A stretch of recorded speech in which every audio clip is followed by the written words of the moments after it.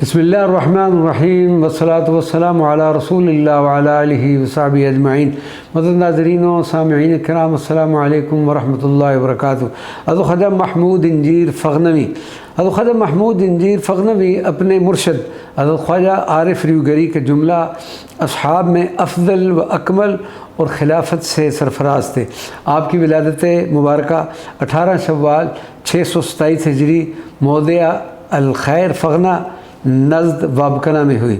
آپ کا ذریعہ معاش گلکاری تھا۔ اپنے مرشد کی خدمت میں رہ کر مرتبہ کمال حاصل کیا۔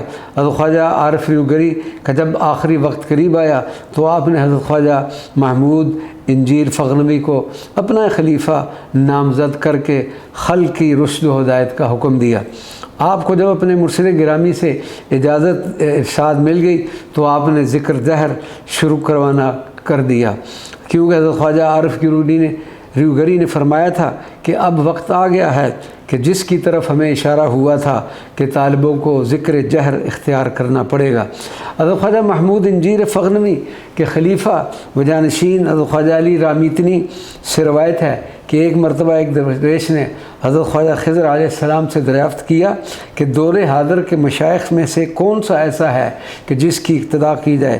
آپ نے فرمایا حضرت خواجہ محمود انجیر فغنوی رحمۃ اللہ علیہ۔ آپ کا سال وصال 715 یا 717 بیان کیا جاتا ہے۔ حضرت خواجہ محمود انجیر فغنوی کا مدار مبارک ایک وسیع کمپلیکس میں ہے۔ مرکزی دروازہ پر عربی میں یہ عبارت تحریر ہے: بخارا ولایت وابکنت تومان حضرت خواجہ محمود انجیر فغنوی جامع مسجدی۔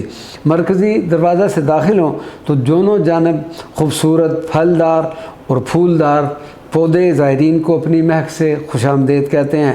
انجیر اور خوبانیوں کے پودے کثیر تعداد میں نظر آئے۔ مدار مبارک کے امام و خطیب کے ہمراہ حضرت خواجہ محمود انجیر فغنوی کی بارگاہ میں حاضری کا شرف حاصل ہوا۔ خطیب صاحب نے دعا کروائی اور پھر ہم نے خطیب صاحب کی خدمت میں درود و سلام کی کتابیں بھی پیش کی۔ خطیب درگاہ حضرت خواجہ محمود انجیر فغنوی نے ہمیں بتایا کہ حضرت کا اصل مدار ایک تاخانے میں ہے، اور ہمیں خصوصی طور پر پھر اپنے ساتھ لے جا کر اس مقام مبارکہ کی بھی حاضری کروائی جہاں پر ہم نے چادر کا ایک نذرانہ پیش کیا، اور دعا کے بعد جب باہر آئے تو خطیب صاحب نے تازہ خوبانیوں سے ہماری خوب توادو کی، جس پر ہم نے ان کا شکریہ ادا کیا اور اپنی اگلی منزل حضرت خواجہ عزیزان رامیتنی کے مدار مبارک کی طرف روانہ ہوئے۔ وما علینا الا البلاغ المبین۔